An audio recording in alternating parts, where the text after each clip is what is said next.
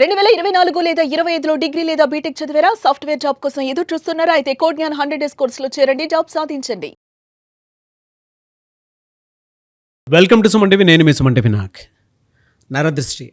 నరదృష్టి ప్రభావం కనుక ఉంటే మనిషికి తెలియకుండానే మానసికంగాను శారీరకంగాను చాలా రకాలుగా దెబ్బతినేటువంటి అవకాశం ఉంటుందని చెప్పేసి అంటూ ఉంటారు వైదిక ఆస్ట్రాలజీ ప్రకారం కనుక మనం చూసుకుంటే. అయితే ఈ నరదృష్టి ప్రభావం అనేది ఎన్ని రకాలుగా ఉండేటువంటి అవకాశం ఉంది, అండ్ 2026లో కనుక మనం చూసుకుంటే ఏ రాశి వారికి ఏ విధంగా ఉండేటువంటి అవకాశం ఉంది అనేది ఈరోజు మనతో పాటు వైదిక ఆస్ట్రాలజీ ఉమా గారు ఉన్నారు. వారి మాట్లాడి తెలుసుకుందాం. నమస్కారం ఉమా గారు. నమస్తే నాగరాజు గారు. నరదృష్టి ప్రభావానికి రాళ్ళు కూడా పగిలిపోతాయని చెప్పేసి మాట్లాడుకుంటూ ఉంటారు. అంటే శాస్త్రంలో దీనికి సంబంధించినటువంటి కొంత డేటా కూడా ఉంది.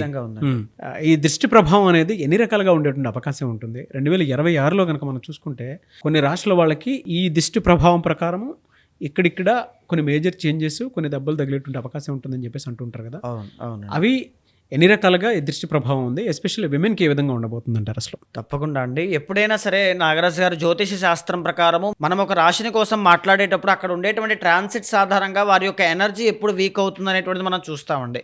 సో ఎనర్జీ అనేటువంటిది ఎప్పుడైతే వీక్ అవుతుందో, దృష్టి కానీ ఇలాంటివన్నీ కూడా ఎక్స్టర్నల్ ఎనర్జీ అండి, అంటే బయటికి సంబంధించినవన్నీ కూడా. సో ఉదాహరణకి నరదృష్టి అనేటువంటిది ఎన్ని రకాలుగా విభజించబడి ఉంది అంటే 4 రకాలుగా విభజించబడి ఉందండి. ఏమిటి వాటి పేర్లు అంటే, ఒకటి సామాన్యమైనటువంటి దృష్టి, రెండవది మహానరదృష్టి, మూడవది సంభోగ దృష్టి, నాలుగవది సూక్ష్మ నరదృష్టి. ప్రతి మానవుడు కూడా, పుట్టినటువంటి వాళ్ళు ప్రతి ఒక్కరూ కూడా ఈ 4 దృష్టిల్లో ఏదో ఒక దానికి చిక్కుకుని ఇబ్బంది పడుతూ ఉంటారు. మీరు ఇబ్బందుల్లో ఉన్నారంటే కారణం ఈ 4గిట్లో ఒకటి ఖచ్చితంగా కావచ్చు. వాటి విషయంలో మీరు జాగ్రత్తగా ఉండాలి. అవేంటి సార్? ఆ 4 ఏంటి సార్? మొట్టమొదటి నాగరాజు గారు, సామాన్య దృష్టి అండి. అంటే ప్రతిరోజు ఉండేటువంటి మన జీవన విధానంలో మనకి కలిగేటువంటి దృష్టి కానీ, ద్వేషపూరితమైనటువంటి భావాలు కానీ, ఇవన్నీ కూడా వీటి పరిధిలోకి వస్తాయి. మనం ఏదైనా ఒక బట్టలు కానీ, వస్తువులు కానీ, ఒక బండి కానీ కొనుక్కున్నప్పుడు చాలామంది మనల్ని చూసి ఓహో కొనుక్కున్నారా అనేటువంటి భావనతో చూస్తూ ఉంటారు. ఆ సమయంలో మన మీద పడేటువంటి ఆ నెగిటివ్ ఇంపాక్టే సామాన్య దృష్టి అండి. సో దాన్ని ప్రతిరోజు మనం చేసేటువంటి తలస్నానం వల్ల కావచ్చు, లేకపోతే దైవారాధన వల్ల కావచ్చు, అవన్నీ కూడా తగ్గిపోతూ ఉంటాయి. మనకి తెలియదు అది వచ్చినట్టు కూడా. అయితే రెండవది ఉంటుందండి, దాన్నే మహానరదృష్టి అంటారండి. మహానరదృష్టి అనేటువంటిది ఎప్పుడైతే వస్తుందో, ఫర్ ఎగ్జాంపుల్ ఒకళ్ళు చాలా కష్టపడి ఒక ఇల్లు అనేటువంటి దాన్ని కడుతున్నారనుకోండి, మధ్యలో అర్ధాంతరంగా ఇల్లు ఆగిపోతుంది. ఇంటి యజమాని అప్పటిదాకా మంచి ఉల్లాసంగా, ఉత్సాహంగా అందరూ కూడా, కుటుంబ సభ్యులందరూ కూడా బాగున్నటువంటి వాళ్ళు సడన్గా ఇంటి యజమానికి అనారోగ్య సమస్య, దీర్ఘకాలిక ఆరోగ్య సమస్య వస్తుంది. లేకపోతే యాక్సిడెంట్స్ అనేటువంటివి జరగడం కానీ, హాస్పిటల్స్కి, ఇది బాగా గుర్తుపెట్టుకోండి, ఇది ముఖ్యమైన సిమ్టమ్. ఇది హాస్పిటల్స్కి విపరీతంగా డబ్బులు ధారపోయడం, ప్రతి నెల, ప్రతి 3 నెలలకు ఒకసారి విపరీతంగా, చంటి పిల్లల దగ్గర నుంచి వృద్ధుల వరకు అందరికీ కూడా ఇది కనబడుతూ ఉంటుందండి. తరువాతది ఏంటి అంటే, ఏ శుభకార్యం తలపెట్టినా ఆటంకాలు వస్తాయి, ఆ శుభకార్యం మధ్యలో ఆగిపోతూ ఉంటుంది. మహానరదృష్టి అనేటువంటిది సోకింది అంటే, ఈ మాట బాగా గుర్తుపెట్టుకోండి, ఎక్స్పీరియన్స్తో చెప్తున్నాను, పెద్దవాళ్ళకి కూడా ఇది తెలిసే ఉంటుంది. మొత్తం ఇంటిళ్ళపాది అందరూ కూడా అధోగతి పాలవుతారు. ఆర్థికంగా కానీ, మానసికంగా కానీ, శారీరకంగా కానీ, ఆనందం విషయంలో కానీ, ఎక్కడైనా సరే మానసిక ప్రశాంతత అనేటువంటిది మీకు ఉండదు. తరువాత మూడవది సంభోగ దృష్టి అనేటువంటిది ఉంటుందండి. అంటే ఏంటి అంటే, చాలామంది మనం చూస్తుంటామండి, మ్యారేజ్ అయినటువంటి వాళ్ళు కావచ్చు, ఒక రిలేషన్లో ఉండేటువంటి వాళ్ళు కావచ్చు, వాళ్ళిద్దరి మధ్యలో డిస్టర్బెన్సెస్ అనేటువంటివి వస్తాయి. ఇది ఎక్కడి నుంచి వస్తుందండి? వేరే వాళ్ళ యొక్క దృష్టి ప్రభావం వాళ్ళిద్దరి మధ్యలోకి ఇన్వాల్వ్ అవ్వడం వల్ల, అది అత్తగారు కావచ్చు, తల్లి కావచ్చు, వేరే బయట ఉండేటువంటి స్ట్రేంజర్ ఏ వ్యక్తి అయినా కావచ్చు, ఒక ఫ్రెండ్ కావచ్చు, సన్నిహితుడు కావచ్చు, స్నేహితుడు కావచ్చు, కుటుంబంలో ఉండేటువంటి వాళ్ళు కూడా కావచ్చు. ఆ సంభోగ దృష్టి ప్రభావం కనుక ఆ ఇద్దరి దంపతుల మీద పడింది అంటే ఖచ్చితంగా డైవర్స్ అయ్యే అవకాశాలు చాలా ఎక్కువ ఉంటాయండి. ఎక్స్ట్రా మ్యారిటల్ అఫైర్స్ అనేటువంటివి కూడా ఈ యొక్క సంభోగ దృష్టి వల్లే ప్రారంభం అవుతాయి.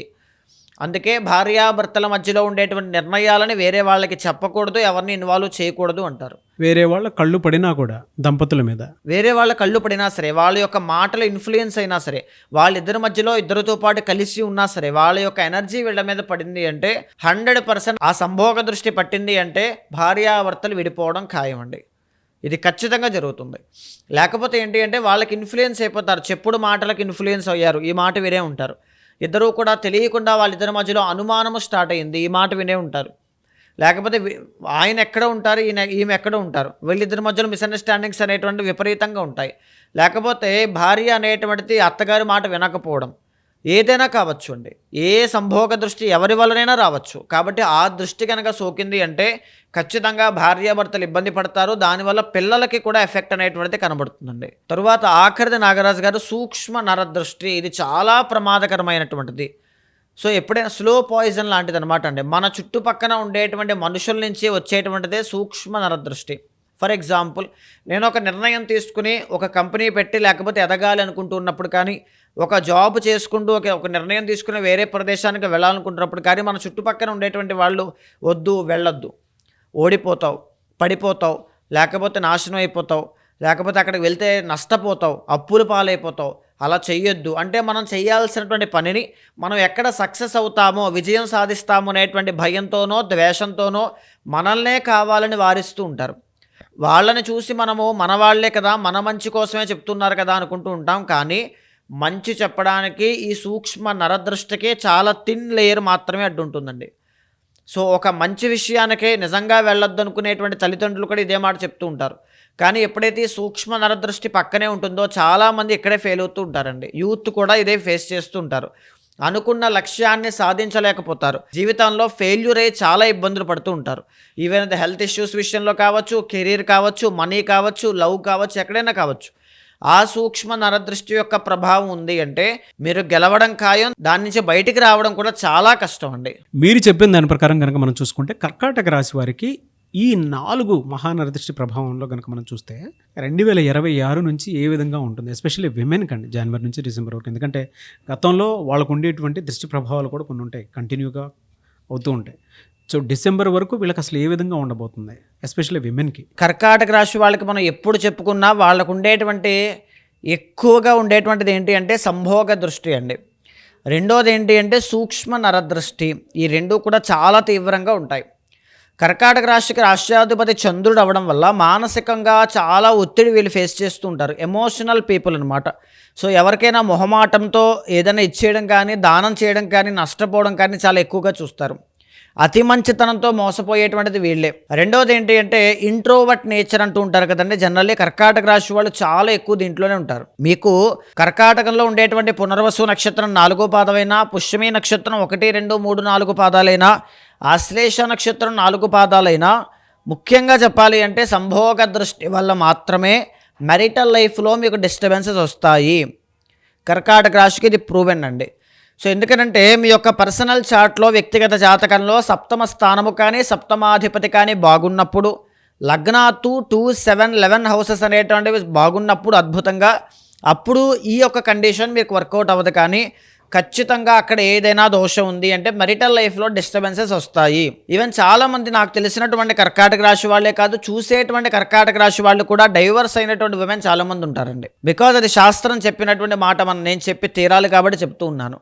7th అండ్ 8th లార్డ్ శని కాబట్టి మెరిటల్ లైఫ్లో చాలా కొద్దిపాటి రోజుల్లోనే డిస్టర్బెన్సెస్ రావడం కానీ, ఇద్దరి మధ్యలో సపరేషన్ జరగడం కానీ, ఇద్దరి మధ్యలో ఇగో క్లాషెస్ రావడం కానీ, కోర్టు సమస్యలతో ఇబ్బంది పడడం కానీ జరుగుతుంది. ఇది దేనివల్ల అంటే మీ మీద ఉండేటువంటి ఒక అపోహ మీద, ఎలిగేషన్స్ వల్ల, మీ అతి మంచితనాన్ని పొరపాటుగా తీసుకోవడం వల్ల, ఇదంతా కూడా సంభోగ దృష్టి వల్ల సంభవించినటువంటి దోషం అండి. దాన్ని ముందుగానే మీరు గుర్తించి మ్యారేజ్ అవ్వకముందే రెమెడీస్ చేసుకున్నట్లయితే దాన్ని ఖచ్చితంగా తప్పేవారేమో, మినిమైజ్ అయ్యేదేమో. బట్ సో కర్మ ఎలా ఉంటుందో అలాగే జరుగుతుంది కాబట్టి ఖచ్చితంగా దాన్ని అనుభవించడం అనేటువంటిది జరుగుతుంది. అయితే మేజర్లీ 2026 సంవత్సరంలో మీకు నవంబర్ 1వ తారీఖు వరకు కూడా గురుబలము అనేటువంటిది లేదండి. రాహు కేతుల యొక్క అనుగ్రహం ఈ 2026 సంవత్సరంలో మీకు లేదు. భాగ్యంలో శని మిశ్రమంగా మాత్రమే అనుకూలిస్తున్నారు. కరెంట్లీ ఇప్పుడు నేను మాట్లాడే జనవరి మాసానికి దీర్ఘ సంచారిత గ్రహాల్లో 4 గ్రహాలు కూడా మీకు ఫేవరబుల్గా లేవు. దీనివల్ల ఆర్థికంగా విపరీతమైన ఖర్చులు కావచ్చు, కష్టపడిన దానికి రిజల్ట్స్ లేకపోవడం కావచ్చు, ఈ ఓవర్ థింకింగ్ కానీ, యాంగ్జైటీ కానీ, డిప్రెషన్ కానీ పెరగడం కావచ్చు. ఎవరైనా వ్యక్తులు సూక్ష్మ నరదృష్టి రూపంలో మీకుండేటువంటి అతి మంచితనాన్ని క్యాష్ చేసుకుని మీ ఎదుగుదలకు అడ్డుపడుతూ మిమ్మల్ని అక్కడే ఉంచే ప్రయత్నం కావచ్చు. ఏదైనా సరే ఇప్పుడు సాధ్యం అవుతాయండి. ఎందుకంటే మీ ఆరా అంతా కూడా వీక్గా ఉంది, ఎనర్జీస్ అన్నీ కూడా వీక్గా ఉన్నాయి కాబట్టి. అయితే ప్రధానంగా కర్కాటక రాశి వాళ్ళు 2026 సంవత్సరంలో వాళ్ళకి కలిసి వచ్చేటువంటి మాసాలు ఏంటి? కొద్దిపాటి రవిబలం పెరగడం వల్ల కావచ్చు, మిగతా గ్రహాల యొక్క స్ట్రెంగ్త్ వల్ల ఆ కొద్దిపాటి ఎనర్జీని మీరు యూజ్ చేసుకోగలిగితే, ఆ పర్ఫెక్ట్ టైంలో ప్రయత్నం చేయగలిగితే 100% సక్సెస్ అనేటువంటిది చూస్తారు. అయితే ఏప్రిల్ 17వ తారీఖు దగ్గర నుంచి జూన్ 17వ తారీఖు దాకా మీకు దశమ ఏకాదశ స్థానాల్లో రవి అనేటువంటి ఆయన సంచారం చేయడం వల్ల కెరీర్లో అభివృద్ధి అనేటువంటిది కనబడుతుంది. మీరు కష్టపడిన దానికి రిజల్ట్స్ వస్తాయి, ప్రమోషన్ వచ్చే అవకాశాలు ఉంటాయి, ఉద్యోగ ప్రయత్నాలు చేసే వాళ్ళకు అనుకూలంగా ఉంటుంది, అనారోగ్య సమస్యల నుంచి బయటపడతారు, కాన్ఫిడెన్స్ లెవెల్స్ అనేటువంటివి పెరుగుతాయి.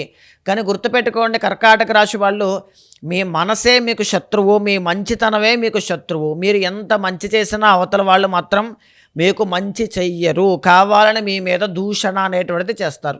అది మీకు మనసుకి చాలా బాధ కలిగిస్తుంటుంది. దానికోసమే సంభోగ దృష్టి కానీ సూక్ష్మ నరదృష్టి కానీ అదంతా కూడా ఒక ట్రాప్ అండి. సూక్ష్మ నరదృష్టి మనం ఫస్ట్లో చెప్పుకున్నట్టుగా ఏదో వాళ్ళు మీ పై అధికారులని కావచ్చు, లేకపోతే నాకు కావాల్సిన వాళ్ళని కావచ్చు, మీరు పడుతూ ఉంటారు మొహమాటానికి వెళ్ళి, దానివల్ల ఇబ్బందులు వస్తూ ఉంటాయి. అయితే సెప్టెంబర్ 17వ తారీఖు తర్వాత నుంచి అక్టోబర్ 17వ తారీఖు దాకా రవి అనేటువంటి ఆయన 3వ స్థానంలో ఉండడం వల్ల కొద్దిపాటి రవి యొక్క ఎనర్జీ మీ మీద ఉండడం వల్ల మీ యొక్క యాంబిషియస్ నేచర్ పెరుగుతుంది. ఏదైనా సాధించాలి అనేటువంటిది ఆ సమయంలో ప్రయత్నాలన్నీ కూడా అనుకూలిస్తాయి. అయితే మనం ఇందాక చెప్పుకున్న విధంగా నవంబర్ 1వ తారీఖు తర్వాత గురుబలం పెరుగుతుంది అని చెప్పుకున్నామండి. డిసెంబర్ మాసంలో మీకు రవి బలం కూడా పెరుగుతుంది. అంటే డిసెంబర్ మాసానికి వచ్చేసరికి రవి గురుడు ఇద్దరు కూడా మీకు అనుకూలంగా ఉన్నారు. అదే సమయానికి రాహుకేతుల యొక్క ట్రాన్సిట్ కూడా జరుగుతుంది. 2026వ సంవత్సరం చిట్ట చివరి మాసంలో మీకు అనుకూలంగా ఉంటుంది. మిగతా మాసం అంతా కూడా విపరీతమైనటువంటి మానసిక ఒత్తిడి, తెలియనటువంటి మనోవేదన ఇలాంటివన్నీ కూడా కనబడుతూ ఉంటాయి. సో వాటి నుంచి బయటికి రావాలి అంటే శివ ఆరాధన, ఆ సూక్ష్మ నరదృష్టి కానీ సంభోగ దృష్టి నుంచి బయటపడడం కానీ శివ ఆరాధన చేయండి. ఒకవేళ విమెన్ ఎవరైనా చూస్తూ ఆర్ మెన్ కూడా కావచ్చు, మాకు ఇంకా పెళ్లి కాలేదు అనుకుంటే జాతకాలు చూసుకున్న తర్వాత ఎనర్జీస్ మ్యాచ్ అయిన తర్వాత మాత్రమే పెళ్లి చేసుకోండి. తరువాత మళ్ళీ బాధపడతారు, బాగా గుర్తుపెట్టుకోండి. అయితే వీళ్ళకు ఉండేటువంటి సంభోగ దృష్టి కానివ్వండి, సూక్ష్మ నరదృష్టి నుంచి బయటపడడానికి శివ ఆరాధన అనేటువంటిది చేయాలండి. వీళ్ళకి ఆ కుటుంబానికి సంబంధించిన సమస్యలు కూడా ఉంటాయి. సో కానీ వీళ్ళు చాలా మంచివాళ్ళు, వచ్చేటువంటి సమస్యలన్నీ కూడా వీళ్ళకి అలా వస్తూ ఉంటాయి. సో శివ ఆరాధన కొన్ని ప్రత్యేకమైన పాశుపదాలతో పర్సనల్ చార్ట్ కూడా చూసుకోండి. ఎందుకంటే ఇక్కడ నేను ఒక రెమెడీ చెప్తాను, అది చేసిన తర్వాత పర్సనల్ చార్ట్లో ఇంకొక దోషం ఉండి ఈ రెమెడీ వల్ల మీకు రిజల్ట్ రాకపోతే తర్వాత బాధపడతారు. పర్సనల్ చార్ట్ అనేటువంటిది చూసుకున్న తర్వాత పర్ఫెక్ట్ రెమెడీ మీకు దొరుకుతుంది, అది చేయండి, అద్భుతంగా ఉంటుంది. అండ్ తర్వాత జెమ్ సొల్యూషన్లోకి వచ్చేసరికి కర్కాటక రాశి వాళ్ళు చేయాల్సింది, ఒకవేళ ఇఫ్ ఇన్ కేస్ మీకు పీస్ ఆఫ్ మైండ్ కావాలి, చంద్రబలము అనేటువంటిది పెరగాలి, రాష్ట్రాధిపతి యొక్క స్వభావము ఆ పొటెన్షియల్ మీకు పెరగాలి అనుకుంటే మూన్ స్టోన్ అనేటువంటి క్రిస్టల్ ధరించండి. లేకపోతే పెరల్స్ ఉంటాయి కదా, ముత్యములు అంటారు, అవి దండగా కావచ్చు, లేకపోతే ఉంగరం రూపంలో కావచ్చు, అది ధరించండి. ఒకవేళ అది దొరకకపోతే శ్వేత శుక్రరత్నము వైట్ సఫేర్ వేసుకోండి. దీనివల్ల అద్భుతమైన రిజల్ట్స్ అనేటువంటి మీరు చూస్తారు.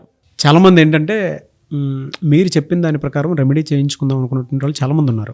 వాళ్ళకి పూజలు కావాలి, కొన్ని క్రతువులు కావాలి, దాంతోపాటు పర్సనల్ చాట్ ప్రకారం ఏదైతే ఉంటుందో అవి మీ దగ్గర అపాయింట్మెంట్ తీసుకొని అన్ని క్లియర్ చేసుకుందాం అనుకున్నటువంటి వాళ్ళు ఉన్నారు. ఆ ప్రాసెస్లో మిమ్మల్ని అప్రోచ్ అవుదాం అనుకుంటే ఎలా? తప్పకుండా అండి. అలాంటి వాళ్ళు ఎవరైనా ఉంటే మీకు కింద కనిపించే అపాయింట్మెంట్ నెంబర్కి కాల్ చేస్తే మా వాళ్ళు మీకు పూర్తి వివరాలు అందిస్తారు. మీ యొక్క డేట్ ఆఫ్ బర్త్ కానీ, టైమ్ ఆఫ్ బర్త్ కానీ, ప్లేస్ ఆఫ్ బర్త్ కానీ అది ఉన్నప్పుడు ఖచ్చితంగా నేను మీ యొక్క జాతకాన్ని చూసి ఒకవేళ ఆ సమస్యకి సొల్యూషన్ ఉంటే నేనే శాంతి పరిహారములు మీకు ఆచరింపచేసి ఏ ప్రాబ్లంతో మీరు ఫేస్ చేస్తున్నారో దానికి సొల్యూషన్ ఖచ్చితంగా చూపిస్తాను. భగవత్ అనుగ్రహం కలిగేలా చేస్తాను. Thank you so much Uma గారు. నమస్తే అండి. చూసారు కదండి వీడియో. ఈ వీడియోపై మీ అభిప్రాయం కమెంట్ బాక్స్లో పోస్ట్ చేయండి. ముఖ్యంగా మీరు కనుక లైఫ్లో మీకున్నటువంటి ప్రతి ప్రాబ్లంకి వేదిక ఆస్ట్రాలజీ త్రూ సొల్యూషన్ కావాలి అనుకుంటే మాత్రం స్క్రీన్ మీద ఉమా గారి కాంటాక్ట్ నెంబర్ కనిపిస్తుంది. మీరు పూజల కోసం అయినా సరే, శాంతి హోమాలు చేయించుకోవాలనుకున్నా సరే, ఏదైనా మంచి రెమెడీ కావాలనుకున్నా సరే, మీ జాతక చక్రం ప్రకారం మీ పర్సనల్ చాట్ అంటే వ్యక్తిగత జాతకం ఏ విధంగా ఉందని తెలుసుకోవాలనుకున్నా సరే, అండ్ మీ కెరీర్ని ఎటువైపుకి తీసుకొని వెళ్తే బాగుంటుంది 2026లో అనేటువంటి విషయం తెలుసుకోవాలనుకున్నా కూడా ఉమా గారి కాంటాక్ట్ నెంబర్ మీకు కనిపిస్తుంది. దాన్ని మీరు కాల్ ఆర్ మెసేజ్ వాట్సాప్ చేసి వెంటనే అపాయింట్మెంట్ బుక్ చేసుకోండి. ఈ వీడియో లైక్ చేయండి, షేర్ మాత్రం తప్పకుండా చేయండి. ఇలాంటి మరిన్ని వీడియోస్ కోసం మా ఛానల్ ఫాలో అవ్వండి. Thank you.